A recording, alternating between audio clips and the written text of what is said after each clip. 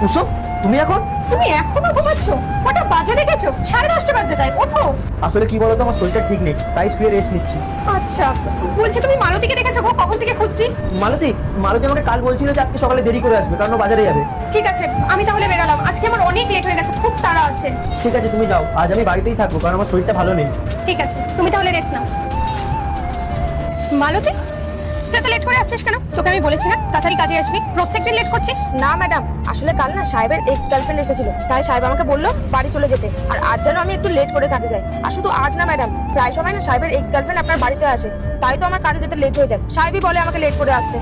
তোর কি মাথা খারাপ হয়ে গেছে? কি কথাবার্তা বলছিস? ওর এক্স গার্লফ্রেন্ড কেন আসবে আমার বাড়িতে? আরে না না ম্যাডাম, আমি আপনাকে কেন মিথ্যা কথা বলবো? আচ্ছা, আপনার আমার কথা বিশ্বাস হচ্ছে না তো? আপনি একটা কাজ করুন, সাহেবের রুমে গিয়ে দেখুন, মেয়েটা এখনো ওখানেই আছে। ঠিকই বলেছিস, সেই জন্যই কালকে রাতে ওর রুমে আমাকে থাকতে দিল না, অন্য রুমে শুতে বললো।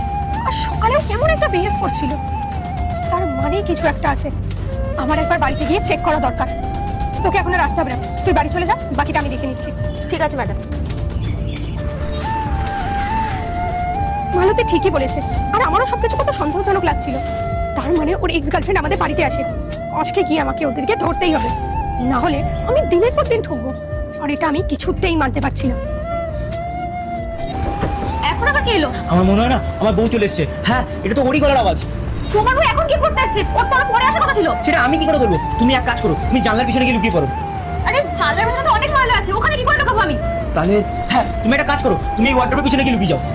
তোমার কি মাথা খারাপ হয়ে গেছে? ওইটুকু জায়গার মধ্যে লুকাতে পারি নাকি? এটা হচ্ছে মহান আল্লাহর নাম, আর এটা হচ্ছে শয়তানের ছবি। তুমি যদি মহান আল্লাহকে ভালোবাসো তাহলে ভিডিওটাতে লাইক করে চ্যানেলটা সাবস্ক্রাইব করে দিবে। আর যদি না করো, ভাববো তুমি শয়তানকে ভালোবাসো। তাহলে আমার বউ আসুক, এসে আমাদের দুজনকে ধরে নিক।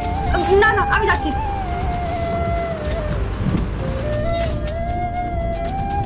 রাহুল, আরে কুসুম, তুমি এখন এখানে কি করছো? এটা তো তোমার ডিউটি টাইম। সেটা আমি তোমাকে পরে বলবো। তার আগে আমাদের রুমে যে মেয়েটাকে লুকিয়ে রেখেছো, ওই মেয়েটাকে বার করো। কি যথা কথা বলছো? আরে রুমে তো আমি একাই ছিলাম, কে আসবে আমার রুমে?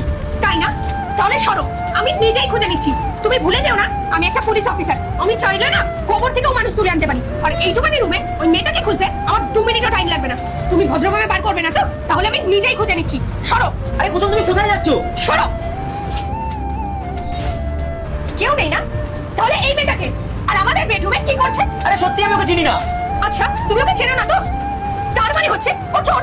ওকে আমি থানায় নিয়ে যাই, তারপরে আমি দেখছি ওর কি শাস্তি দেওয়া যায়। চল। কুসুম, এটা তো আমাদের ফ্যামিলি ম্যাটার। তুমি একটা কাজ করো, ওকে এখান থেকে এখন যেতে দাও, আমি তোমাকে বোঝাচ্ছি কি হয়েছিল।